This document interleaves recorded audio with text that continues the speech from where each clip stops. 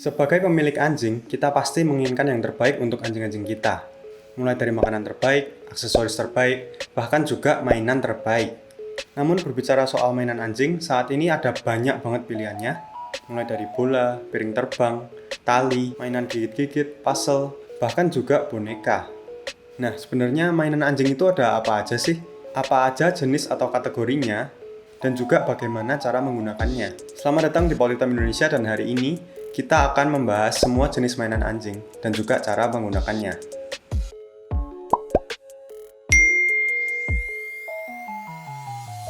Oke teman-teman, sesuai yang aku jelasin tadi, setiap mainan anjing pasti punya fungsi atau kegunaannya masing-masing.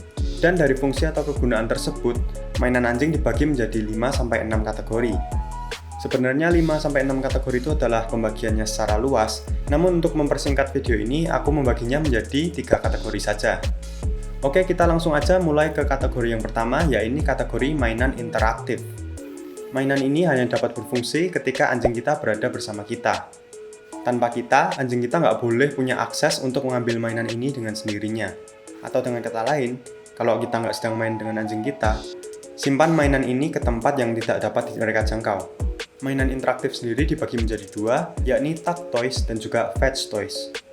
Kita akan mulai membahas dari Tug Toys atau mainan tarik-tarikan, dimana dengan mainan ini kalian izinin anjing kalian gigit mainannya, lalu kalian mulai main tarik-tarikan. Contoh paling umum dari mainan ini adalah Bite Rope dan juga Bite Tug, yang memiliki bentuk yang berbeda namun fungsinya sama. Lalu yang kedua adalah Fetch Toys, yakni mainan yang dapat kita gunakan untuk lempar tangkap, atau lebih tepatnya kalian lempar dan anjing kalian kembalikan. Dan Fetch Toys yang paling umum digunakan adalah bola dan juga piring terbang. Nah, mainan interaktif tadi sangatlah bagus untuk membangun hubungan kita dengan anjing kita. Karena dengan mainan interaktif tersebut, anjing kita bisa menyadari tanpa kita, mereka nggak bisa tuh mendapatkan keseruan-keseruan tersebut. Karena jelas mainannya hanya dapat berfungsi ketika ada kita. Dengan itu anjing kalian bisa sadar kalau kita itu adalah sumber keseruan, sumber kesenangan, dan juga hal-hal positif lainnya yang dapat memenuhi kebutuhan mereka dalam bermain. Mainan interaktif ini juga bisa kalian gunakan untuk latihan dasar kepatuhan atau kalau kalian pengen ngajarin anjing kalian trik-trik baru. Kurang lebih sebagai gantinya snack atau treats. Karena dengan mainan jelas lebih praktis, kalian nggak perlu menyiapin makanan-makanan dulu. Jadi menurutku, mainan interaktif sangatlah penting. Oke, kita beralih ke kategori kedua, yaitu mainan non-interaktif atau lebih tepatnya chew toys yang digunakan anjing kalian untuk gigit-gigit. Mainan ini efektif membuat anjing kita diam, tenang, dan juga memenuhi hasrat mereka dalam menggigit-gigit. Nah, terutama untuk kalian yang masih punya anjing kecil atau puppy yang masih suka gigit-gigit sembarangan, mainan-mainan jenis ini sangat efektif untuk mengalihkan gigit-gigit sembarangan tadi. Chew toys sendiri ada banyak macamnya, mulai dari chew toys standard, chew toys yang edible atau bisa dikonsumsi, treats dispensing toys, dan juga puzzle toys. Untuk chew toys yang standar atau yang biasa, aku saranin kalian cari yang berbahan dasar karet. Dan kalau kalian mau merek yang bagus, aku saranin merek Kong, karena udah terbukti awetnya, terbukti kekuatannya, dan terbukti keamanannya. Mainannya terbuat dari karet yang kuat, dan juga catnya nggak luntur saat dicuci. Karena kalau kalian beli yang lainnya, atau harganya yang biasanya relatif murah, jelas biasanya gampang rusak, dan juga dapat berbahaya ketika ada bagian yang lepas dan juga tertelan.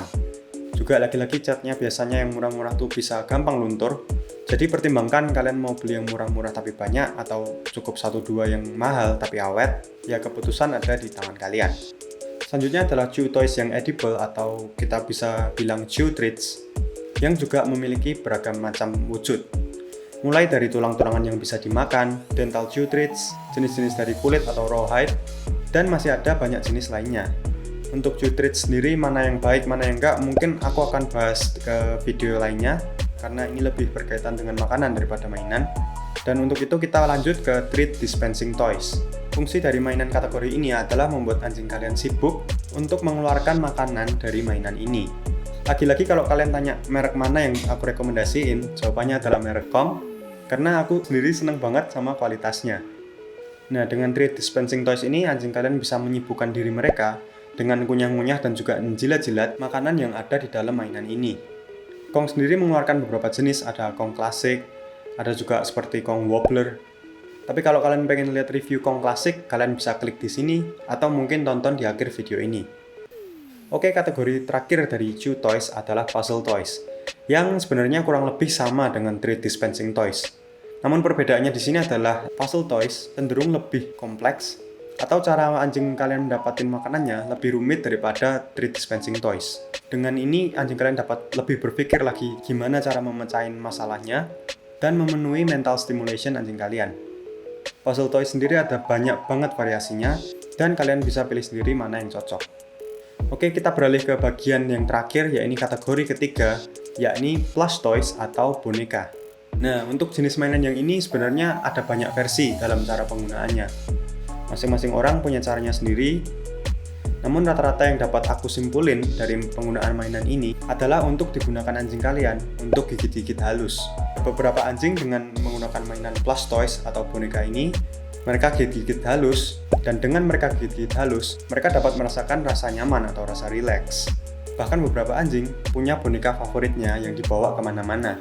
Beberapa orang juga setuju mainan ini efektif untuk ngajarin anjing kita untuk gigit dengan lembut, agar semua yang masuk dalam mulut anjing kalian nggak langsung dirusak. Jadi dengan demikian jangan pernah gunain Plush Toys atau mainan boneka ini untuk gigit-gigit kasar atau juga tarik-tarikan. Kalau berbicara soal penting atau tidaknya, tentu semua ini tergantung dengan anjing kalian masing-masing. Karena beberapa anjing nggak butuh mainan ini, sedangkan beberapa anjing lainnya membutuhkan mainan ini untuk menenangkan diri. Jadi kurang lebih itulah semua kategori mainan anjing beserta dengan fungsinya. Oke, sedikit recap. Yang pertama ada Interactive Toys, hanya dapat digunakan dengan kita, dan anjing kalian nggak boleh sembarangan ngambil mainan ini. Yang kedua ada Chew Toys atau mainan gigit-gigit, yang kalau kalian percaya dengan kualitasnya, kalian bisa izinin anjing kalian gigit-gigit kapanpun dan dimanapun mereka mau. Dan yang terakhir yang barusan kita bahas tadi adalah Plush Toys atau boneka, untuk anjing kalian gigit-gigit halus dan menenangkan diri mereka. Kalau kalian bingung mainan-mainan apa yang harus kalian pilih, ya saranku kalian pilih salah satu aja dari masing-masing 3 kategori itu. Atau mungkin kalau kalian merasa yang ketiga nggak terlalu penting atau Plush Toys nggak penting, setidaknya kalian punya satu mainan Interactive Toys dan juga satu mainan Chew Toys. Jadi kurang lebih sekian untuk pembahasan kita hari ini. Dan kalau kalian pengen tahu mainan apa aja yang aku pilih untuk anjing-anjingku, atau rekomendasi mainan-mainan terbaik versiku, nantikan videoku selanjutnya yang merupakan part 2 dari video ini. Sambil nunggu jangan lupa untuk klik tombol subscribe agar kalian nggak ketinggalan informasi-informasi lainnya terkait dengan anjing. Terima kasih banyak teman-teman udah nonton video ini. Sampai jumpa dan stay positif.